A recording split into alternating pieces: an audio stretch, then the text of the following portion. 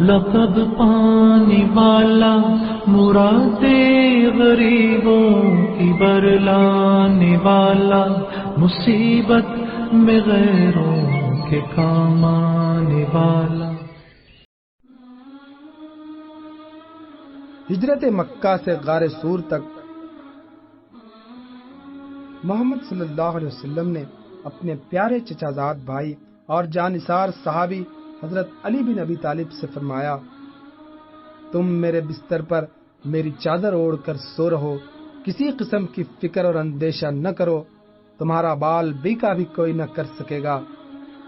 بڑا شدید امتحان تھا۔ محمد کے بستر پر آج سونا گویا تلواروں کے سائے میں سونا تھا۔ یہ موت اور ہلاکت سے دست بدست جنگ تھی۔ مکہ کے مشہور قبیلوں کے نامور بہادروں کی تلواروں کا مقابلہ تھا۔ خطرناک سے خطرناک صورت پیش آ سکتی تھی۔ ہر لمحہ جان جانے کا ڈر تھا۔ کافر پورے ساز و سامان اور اٹل ارادے کے ساتھ آئے تھے، مگر علی بن ابی طالب ایمان و یقین کا کوہ گراں تھے۔ انہوں نے ذرہ برابر بھی پس و پیش نہ کیا۔ محمد صلی اللہ علیہ وسلم کے حکم کے بعد غور و فکر کرنا، عقل لڑانا اور عواقب کو سوچنا ایمان کی توہین تھی۔ خدا رسول کے ارشاد کے سامنے سر جھکانا ہی اسلام اور ایمان ہے۔ جس نے انقیاد و اطاعت میں تامل کیا، سمجھ لو کہ اس کے ایمان میں کھوٹ ہے اور وہ مصلحتوں کی ابھی تک پوجا کر رہا ہے۔ حضرت سیدنا علی کرم اللہ وجہ نہایت اطمینان اور بے فکری کے ساتھ حضرت سرور کائنات صلی اللہ علیہ وسلم کے بستر پر سوتے رہے۔ حضور جب مکان سے برآمد ہوئے تو کفار قریش ننگی تلواریں لیے گھات میں بیٹھے تھے۔ آج ان کی پلک بھی نہ جھپکی تھی۔ وہ اس انتظار میں تھے کہ محمد نے دروازے سے باہر بس قدم رکھا اور ہماری تلواریں ان پر برس پڑیں۔ محمد آج نہیں بچ سکتے، یہ ان کی زندگی کی آخری رات ہے۔ ہم اب تک بہت کچھ طرح اور ڈھیل دیتے رہے، مگر ابن عبداللہ اپنی بات سے نہ ہٹے۔ آخر کب تک اپنے معبودوں کی توہین گوارا کرتے؟ برداشت کی آخر ایک حد ہوتی ہے۔ بنی ہاشم کے گھرانے میں آج صبح سویرے صف ماتم بچھی ہوگی۔ عبداللہ بن عبد المطلب کی جواں مرگی پر بھی اتنا درد انگیز ماتم نہ ہوا ہوگا۔ ہاشمی گھرانے کی عورتیں بیان کریں گی کہ محمد تم بہت نیک آدمی تھے، راست باز، صادق الوعد، خوبصورت، خوش خلق، حیا تمہاری فطرت تھی اور غیرت تمہاری سرشت۔ عرب میں شاید تم جیسا نیک آدمی پیدا نہیں ہوا۔ قصی کے کارنامے بھی تمہارے آگے گرد ہو گئے، لیکن تم نے اپنی قوم سے لڑائی مول لے کر کچھ اچھا نہیں کیا۔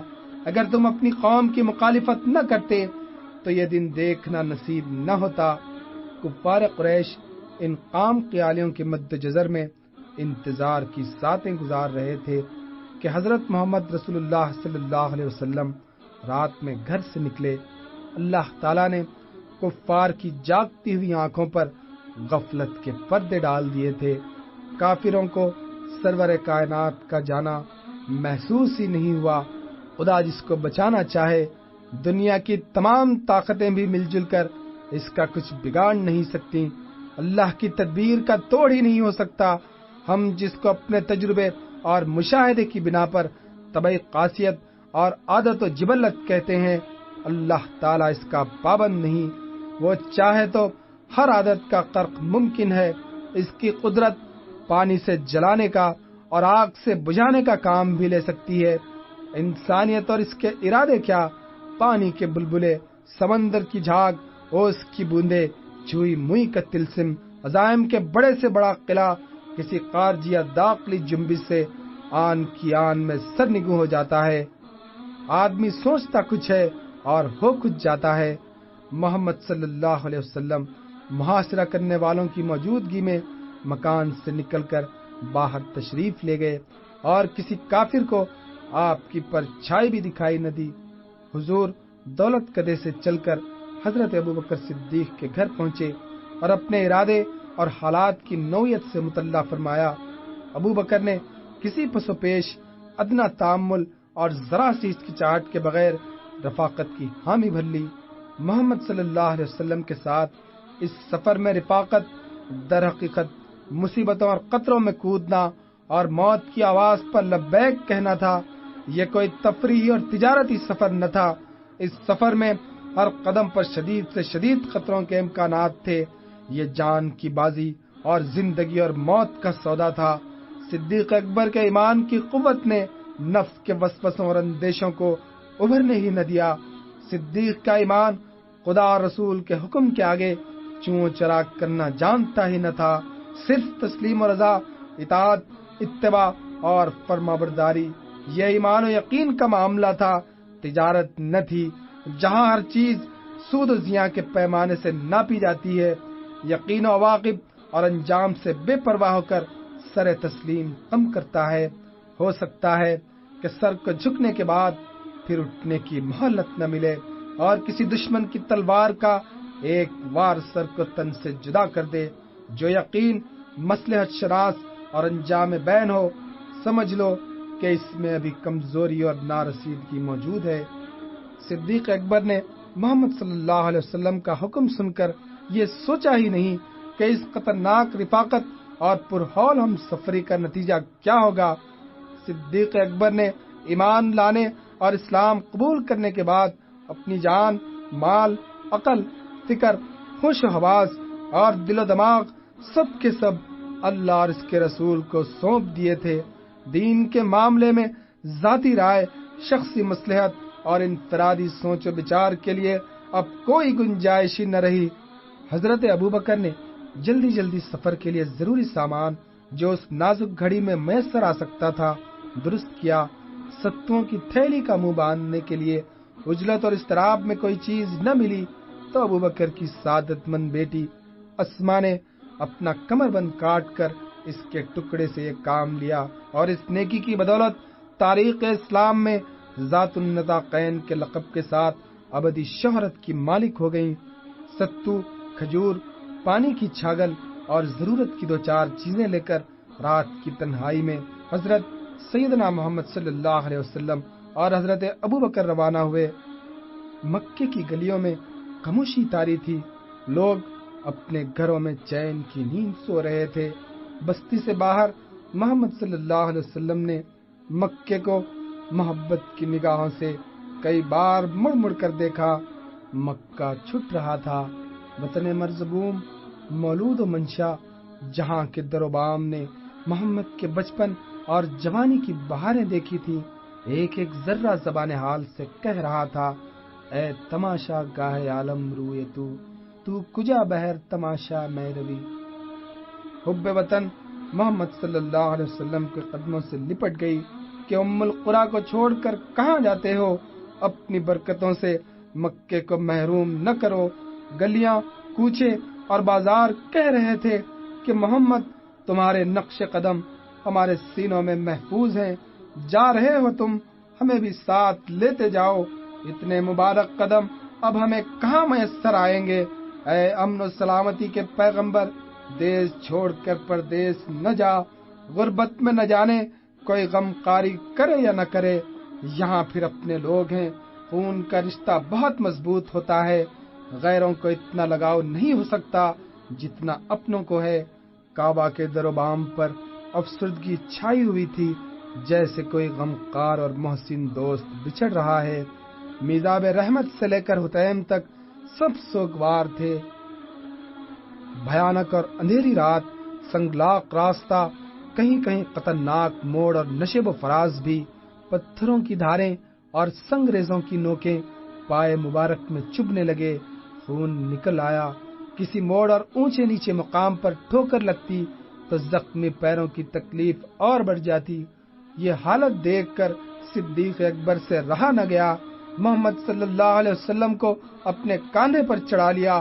پتھروں کی تیز نوکیں صدیق اکبر کے پیروں کو لہو لہان کر رہی تھیں، مگر ابوبکر اس خیال سے کہ سرور دو عالم کو تکلیف نہ ہو، چوٹ کھا کر بھی ہلتے جلتے نہ تھے۔ وہ پتھروں کی نوکوں پر اس انداز سے چل رہے تھے جیسے کوئی پھولوں کی سیج پر چل رہا ہو۔ 5 میل کی مسافت کے بعد غار ثور آ گیا۔ حضرت ابوبکر نے حضرت سیدنا محمد صلی اللہ علیہ وسلم سے عرض کیا کہ حضور تھوڑی دیر باہر قیام فرمائے، میں غار میں جا کر ابھی واپس آتا ہوں۔ غار ثور غاردار جھاڑیوں میں مٹی، کنکروں اور پتھروں سے اٹا پڑا تھا۔ انتہائی بھیانک اور ڈراونا منظر تھا۔ ناتراشیدہ پتھروں کی کالی کالی چٹانیں، سنگریزوں کے بے ترتیب ڈھیر، کہیں اونچا کہیں نیچا، دیواروں میں سوراخ، روزن اور درازیں۔ صدیق اکبر نے جلدی جلدی غار کو جھاڑ کر صاف کیا تاکہ زمین بیٹھنے کے قابل ہو جائے، پھر بدن کے کپڑے پھاڑ پھاڑ کر غار کے روزنوں کو بند کیا کہ کوئی موذی جانور رسول اللہ کو ستانے نہ پائے۔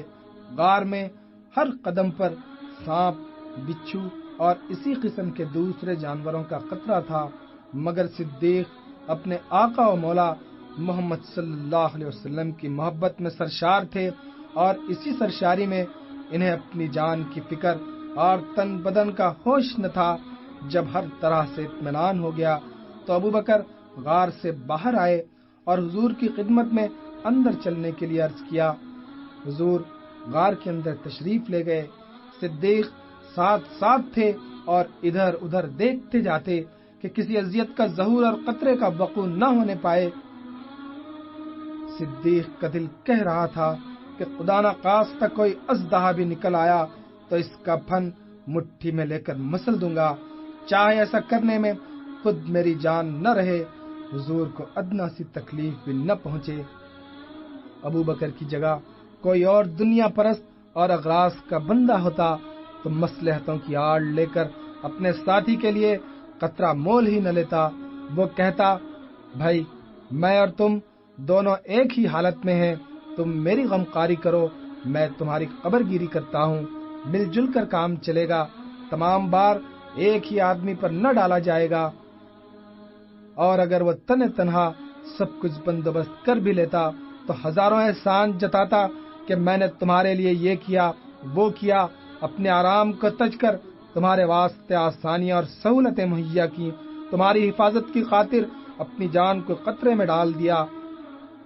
ان سوراخوں میں بچھو اور سانپ بھی ہو سکتے تھے، مگر میں نے تمہاری محبت میں کسی اذیت کی پرواہ نہیں کی۔ لیکن یہ ابوبکر صدیق تھے، صحیح معنوں میں یار غار، بے غرض دوست، جان نثار ساتھی، عقیدت مند رفیق سفر اور سرفروش غلام۔ انہوں نے داد و ستائش حاصل کرنے کے لیے خدمت نہیں کی، وہ تو اتنا کچھ کرنے کے بعد بھی پشیمان اور نادم تھے کہ مجھ غریب سے ہائے کچھ نہ ہو سکا۔ محمد کی راہ میں تو دیدہ و دل بچھانے کے بعد بھی عقیدت کا حق ادا نہیں ہو سکتا، جس کی بدولت ایمان کی دولت اور اسلام کی نعمت ملی، اس کے احسان سے تو جان دینے کے بعد بھی عہدہ برا ہونا محال ہے۔ جیسے جیسے رات گزرتی جا رہی تھی، کاشانۂ نبوت کا محاصرہ کرنے والے کفار کی خوشی میں اضافہ ہو رہا تھا کہ منزل مقصود اب زیادہ دور نہیں رہی، یہاں تک کہ سپیدی سحر نمودار ہوا، مگر محمد صلی اللہ علیہ وسلم گھر سے نکلتے نظر نہ آئے۔ کافروں کو فکر ہوئی کہ آخر کیا بات ہے، دھوپ نکل آئی اور محمد نماز پڑھنے کے لیے بیدار نہیں ہوئے۔ وہ تو بہت اندھیرے سے کعبہ جانے کے عادی ہیں، ان کی سحر خیزی تو سارے مکہ میں مشہور ہے۔ لوگ سوئے ہوتے ہیں اور محمد کی پیشانی کعبے کے صحن میں اپنے خدا کے آگے جھکی ہوتی ہے، شاید آنکھ نہ کھلی ہو ان کی۔ کسی کسی کافر کے دل میں خیال گزرا اور کوئی یہ سوچنے لگا کہ ہمارے محاصرے کی اطلاع پا کر محمد گھر میں چپ رہے، چلو اندر چل کر دیکھیں کیا ماجرا ہے۔ ہم جس کام کے لیے یہاں آئے ہیں اور جس غرض کی خاطر تمام رات آنکھوں ہی آنکھوں میں گزاری ہے، اسے پورا کر کے رہیں گے، ہم ناکام نہیں لوٹ سکتے۔ گھر میں پہنچے تو محمد صلی اللہ علیہ وسلم کے بستر پر حضرت علی بن ابی طالب کو پا کر انہیں بہت غصہ آیا اور ظالموں نے علی کو پکڑ کر خوب مارا۔ محمد ابن عبداللہ ہم سب کی آنکھوں میں خاک جھونک کر صاف نکل گئے، ایک قریشی نے کہا، اور تمام کافروں نے سر ہلایا کہ تم ہمارے دل کی بات کہہ رہے ہو۔ کافر جھنجلا جھنجلا کر اپنی تلواروں کو دیکھتے کہ یہ جوہردار تیغیں یوں ہی رہ گئیں، کیا سوچ کر آئے تھے اور کیا ہو گیا، ارمان جی کے جی ہی میں رہ گئے۔ ایک آدھ مارکہ آرائی کے بعد ایسا ہو جاتا تو ہم صبر کر لیتے کہ ہمیں اپنی تلواروں کے جوہر دکھانے کا موقع تو مل گیا، مگر یہاں تو کسی کی تلوار نے چھوا تک نہیں اور وہ صحیح سلامت چلے گئے۔ محمد صلی اللہ علیہ وسلم کی تلاش شروع ہوئی۔ آپ کی تلاش میں گھوڑے دوڑائے گئے، ناقہ سوار بھی روانہ ہوئے، کچھ لوگ پیدل ہی چل پڑے۔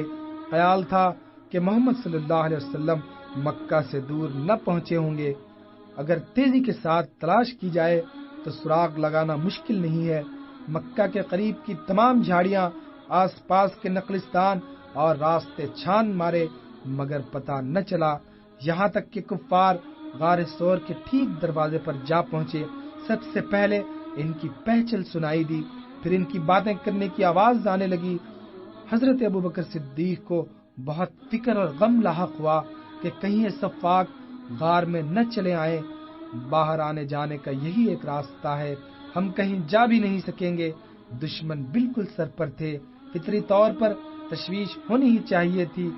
حضرت ابوبکر کو اپنے سے زیادہ ذات رسالت مآب کی فکر تھی کہ دشمنوں کے منہ میں خاک، کہیں حضور کو تکلیف نہ پہنچے۔ اللہ تعالیٰ نے اسی دن وحی نازل فرمائی اور وحی کے یہ الفاظ، لا تحزن ان اللہ معنا، خود زبان نبوت سے سن کر ابوبکر کے دل کو ڈھارس بندھی، تشویش اطمینان سے بدلی اور اضطراب کی جگہ سکون حاصل ہو گیا۔ غم چاہتا رہا، فکر دور ہو گئی۔ اللہ تعالیٰ کے اس ارشاد نے کہ غم نہ کرو، اللہ ہم دونوں کے ساتھ ہے، صدیق کے جلتے ہوئے دل پر تسکین کا ٹھنڈا مرہم رکھ دیا۔ اللہ تعالیٰ کی معیت کی بشارت نے امید میں جان ڈال دی، اور صدیق اکبر کو یقین ہو گیا کہ کافر ہمارا کچھ بگاڑ نہیں سکتے، خدا کی تائید و معاونت ہمارے لیے مقدر ہو چکی ہے۔ چنانچہ کفار قریش الٹے پاؤں واپس چلے گئے۔ ان کے ذہن میں اس بات کا قطرہ بھی نہ گزرا کہ اس غار میں جس کا دہانہ قدر و گھاس سے ڈھکا ہوا ہے کوئی گیا بھی ہے۔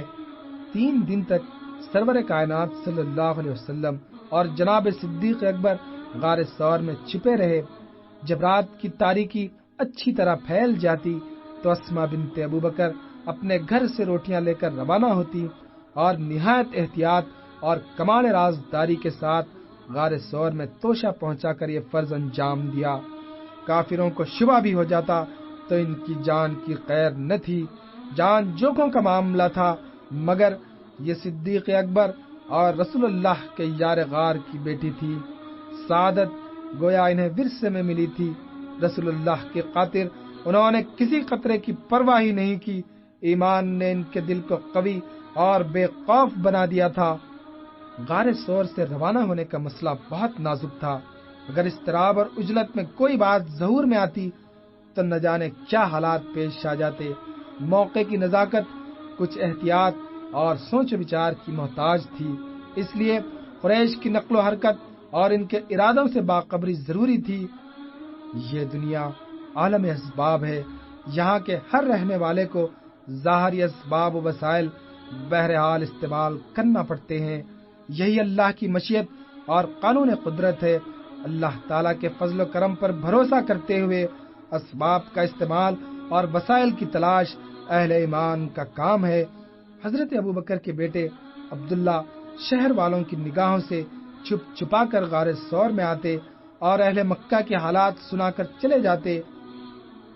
عامر بن فہیرہ جو حضرت عائشہ کے بھائی کا غلام تھا، بکریوں کا ریوڑ چرایا کرتا تھا۔ عامر وہاں اپنی بکریاں لے آتا، حضور اور ابوبکر ضرورت کے موافق دودھ لے لیتے، پھر وہ بکریوں کے نقش قدم راستے سے مٹا دیتا کہ کہیں اس کھوج پر قریش غار ثور تک نہ آ جائیں۔ انتہائی رازداری اور شدید ترین احتیاط کی ضرورت تھی۔ پورے 2 دن اور کامل 3 راتیں اسی عالم میں گزری۔ کفار قریش جستجو سے غافل نہ تھے، ان کے آدمی سراغ لگا رہے تھے۔ آخر 4تھی رات کو حضرت ابوبکر کے گھر سے 2 فربار تیز رفتار اونٹنیاں آ گئیں۔ ایک اونٹنی پر نبی کریم صلی اللہ علیہ وسلم اور سیدنا ابوبکر سوار ہوئے اور دوسری عامر بن فہیرہ اور عبداللہ بن عریقت کے حصے میں آئی۔ عبداللہ کو راستہ بتانے کے لیے ملازم رکھ لیا تھا۔ ابوبکر صدیق کے گھرانے نے جو خدمات ہجرت نبوی کے سلسلے میں انجام دی ہیں ان پر تاریخ فخر کرتی ہے۔ باپ، بیٹی، بیٹا اور غلام سبھی نے اپنی بساط اور استطاعت کے مطابق بارگاہ رسالت میں اپنی نیاز مندی اور عقیدت کا ہدیہ پیش کیا۔